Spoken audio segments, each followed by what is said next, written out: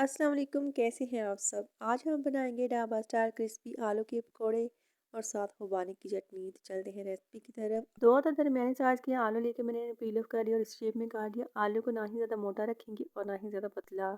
साथ ही सब्ज़ मिर्च और प्याज को भी काट के डाल देंगे। अब इसमें डालेंगे पालक। पालक को हाथ से ही तोड़ के डालेंगे और सब्ज़ धनिया को भी।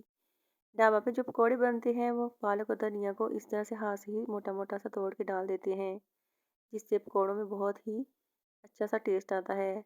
अब इसमें डालेंगे कुटी हुई लाल मिर्च हस्बे जायका, हल्दी, नमक और 2 पिंच मीठा सोडा।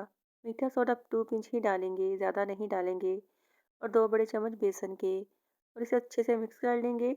अब इसमें डालेंगे 2 टेबलस्पून ऑयल और थोड़ा सा पानी, और इसे हम मिक्स कर लेंगे।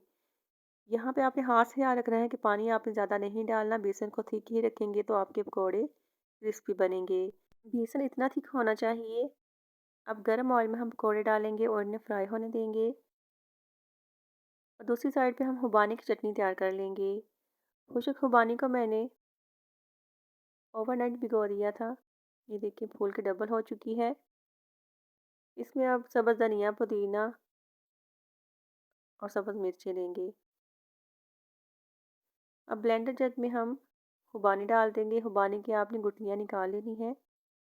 पानी समेत आप इसमें डाल देंगे 1 टीस्पून चीनी, सब्ज़ मिर्च और सब्ज़ धनिया और पुदीना डाल के इसे हम ब्लेंड कर लेंगे। सब्ज़ मिर्ची आप अपने टेस्ट के अकॉर्डिंग डाल सकते हैं, कम ज़्यादा कर सकते हैं। 1 से 2 मिनट से हम ब्लेंड करेंगे, ज़्यादा हम ब्लेंड नहीं करेंगे। अब इसे हम निकाल लेंगे एक बाउल में। बाउल में मैंने 3 से 4 आइस क्यूब पहले ही डाल दिए थे, इससे चटनी का कलर ख़राब नहीं होता। अब इसमें डालेंगे कुटी हुई लाल मिर्च, नमक और सफ़ेद ज़ीरा पिसा हुआ, और इसे मिक्स कर लेंगे। अब इसमें डालेंगे हाफ कप इमली का पानी।